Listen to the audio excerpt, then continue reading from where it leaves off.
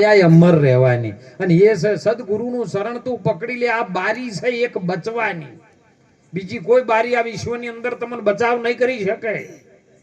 રૂપિયા ગમે એટલા ભેળા કરો, ધન દોલત ભેળું કરો, મથો મજૂરી કરો, પણ મોતના મુખમાંથી કોઈ બચાવી શકે એવું મોત શું છે? ગુરુ મહારાજ તમને કે તારું જન્મક મરણ નથી, આવો તમને આભાસ કરાઈ દે.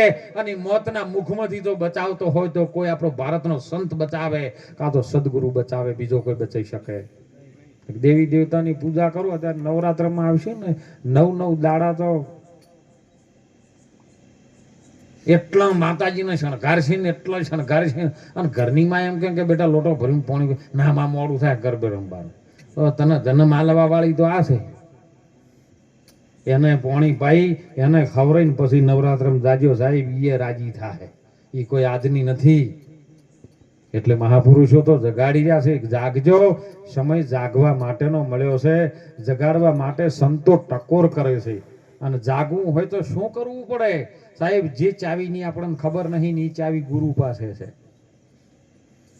એ લાવો રે કુંચીને તાળા રે ખોલીએ રે, એ કુંચી પડી સદગુરુજીને દ્વાર લાખા. એવા સદગુરુ રે આવે તો તાળા ઉઘડે રે. તાળું શેનું મારેલું છે? તૃષ્ણા રૂપી તાળું માર્યું છે અને મોહ રૂપીનું કમાડ છે. આ ખોલવા માટે મહાપુરુષો સંતો કે છે સાહેબ, શું કે છે ખબર છે? બગાડો હેમંતભાઈ. અરે ગુરુ ગમ કેરી હે તમે કૂંચી રે કરી લો અને ખોલી દો મોહના તાળા.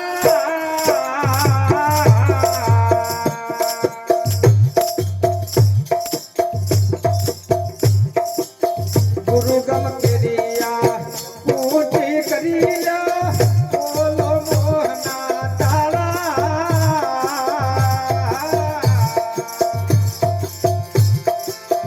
એરે તાળાને તમે દૂર કરો તો ભાઈ, એરે તાળાને તમે દૂર કરો તો સતમાં થયો રાજવાળા સંતો. ફેરવો નોમની માળા, એ માળા.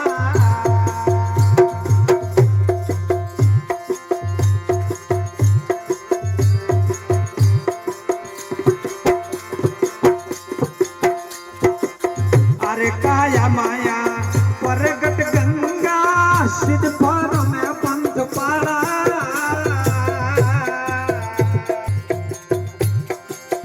अरे काया माया परगट गंगा सिद्ध पर में पंथ पाड़ा.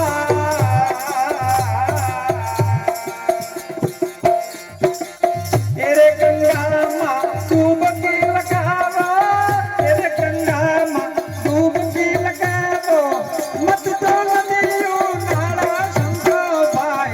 एवो नोमनी माळा, ए माळा.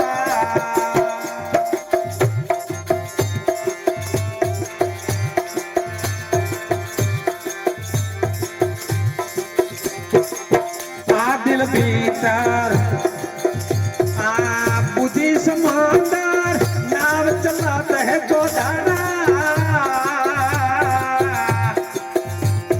ए आदल भीतर बुद्धि समंदर नाव चलाता है गोदाना. ए इरे समंदर में इरला मोने, इरे समा इरला मोने खोदे खोदे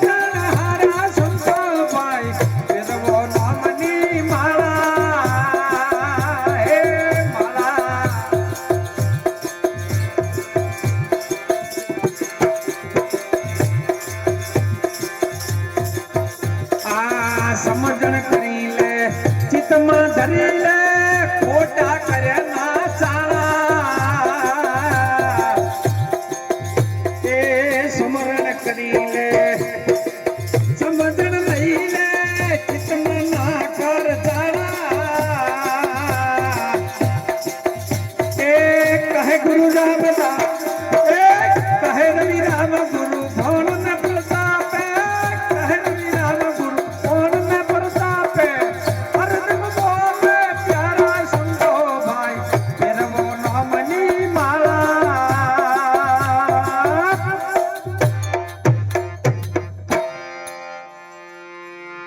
એ તૃષ્ણા રૂપી તાળું નું મોહ રૂપી કમાડ જો ખોલવું હોય તો ગુરુ ગમની કુંચી જોવે અને કુંચી ગુરુ પાસે છે, બીજા કોઈ ધીરુભાઈ પાસે નહીં, કોઈ જીઓ વાળા પાસે નહીં કે વડાફોન વાળા પાસે નહીં. એ કુંચી ગુરુ ગમ પાસે છે. અને ગુરુ જો મળી જાય અને ગુરુ હોમાં વિનંતી કરી લો, હે પ્રભુ આ આવેલો મારો મનખો સુધારો, તો ગુરુ મહારાજ તો તરત સુધારવા જ બેઠા છે.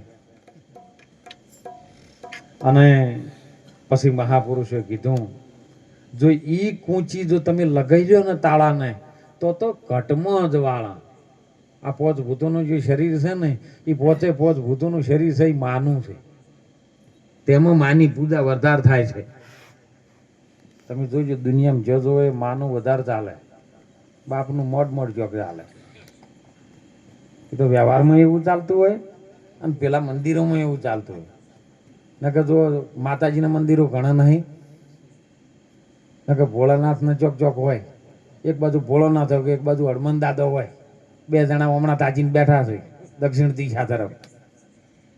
અને માનો મહિમા વધારે છે. અને હાલે માનો મહિમા નવરાત્રનો ચાલી ગયો છે. અને એ મહાપુરુષે ગુરુ ગમ કેરી કૂંચી કરી લો, ખોલો આ કટના તાળા, એ તાળાને દૂર કરો ને તો કટમાં અજવાળા, અજવાળો એટલે આત્મ પ્રકાશની જ્યોતિ, જ્ઞાન રૂપી જ્યોત છે ની પ્રગટ થાય. આ કાયામાં પ્રગટ છે ગંગા. તમે વિચાર કરજો સાહેબ, त्यो કણ કાશી ગંગામાં જવું હોય તો જાજો, ના નથી, પવિત્ર ભૂમિઓ છે આપણી ભારતની, જજો. પણ જો કદાચ ગંગા પવિત્ર હોત તો દાદા ભીષ્મને એની માં પવિત્ર કરી શકી હોત.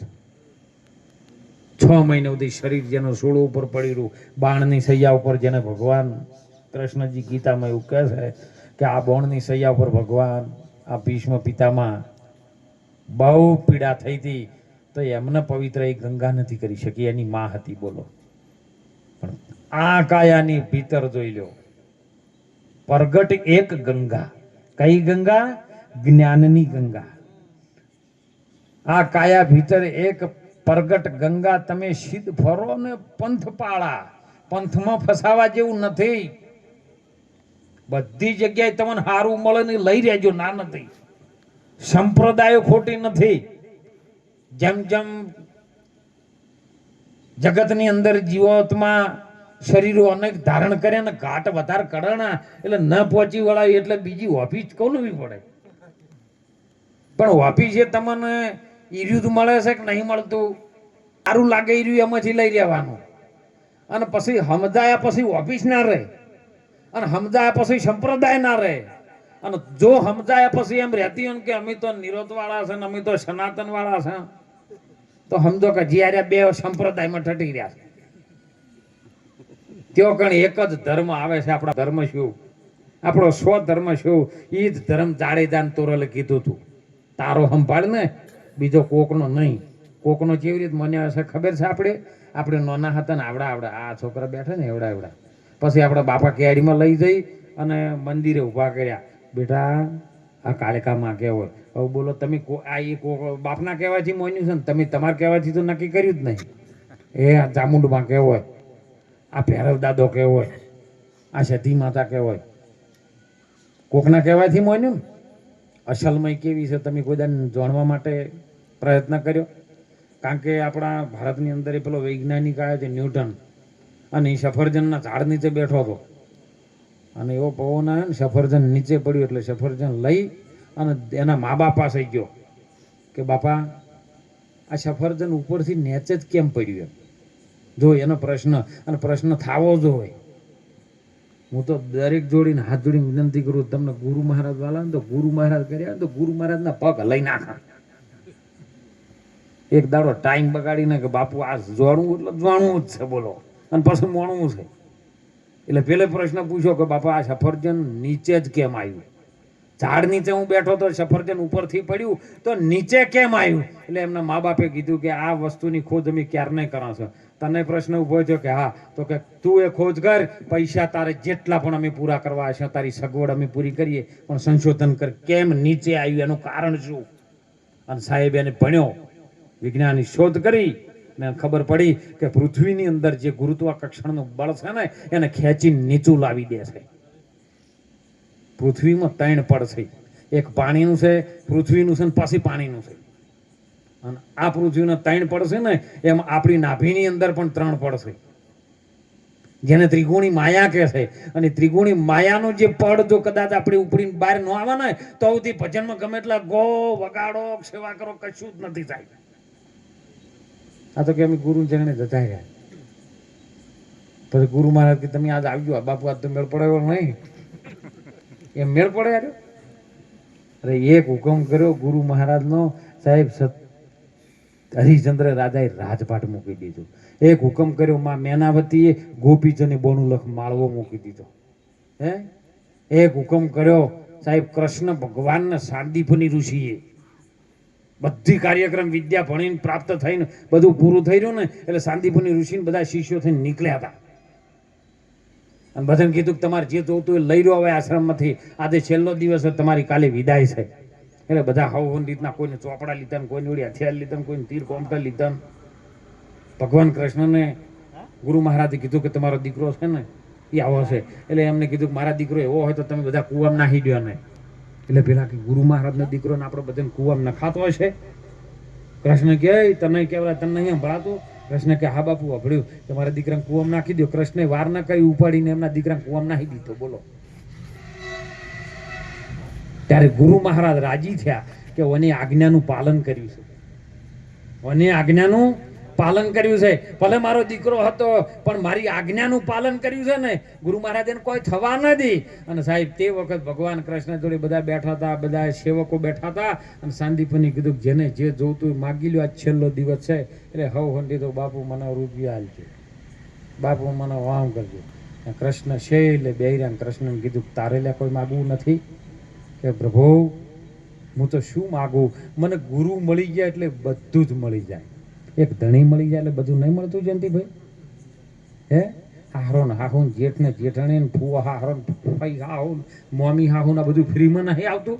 એક ખાલી વર્ગ ગુરુ મહારાજ તમે મળી ગયા એટલે મારે બધું. અને ત્યારે સાંદીપની ઋષિ રાજી થયા અને માથે કૃષ્ણના હાથ મેલીને કીધું સાહેબ કે જા 14 ભુવનનો નાથ તું બને.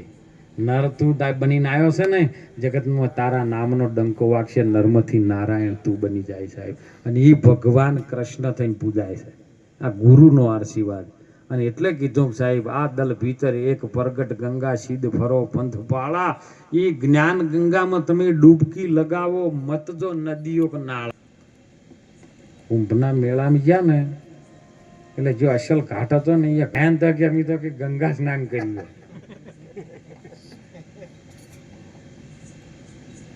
આ બુદ્ધિ સમુદર નાવ ચલતા હે 14 ધારા, 4 ધારું નાવ ચાલે છે.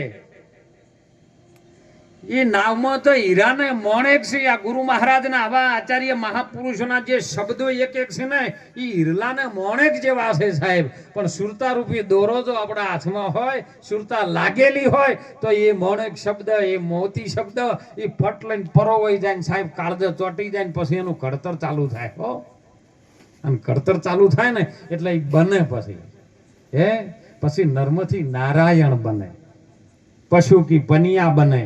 નરનો કુછ ન હોય, નર જો કર્મ ઉત્તમ કરે તો નરનો નારાયણ. એ આમાંથી હીરો બને સાહેબ. અને પછી કોઈ કરવું પડે નહીં. ભાણ કે તું ભટકીશ નહીં, મથી જો મૂળ વચનની મોય સમજીને સો રહે તો પછી કરવું ના પડે કોઈ. આ તો એક રાજાનો દરબાર સાહેબ.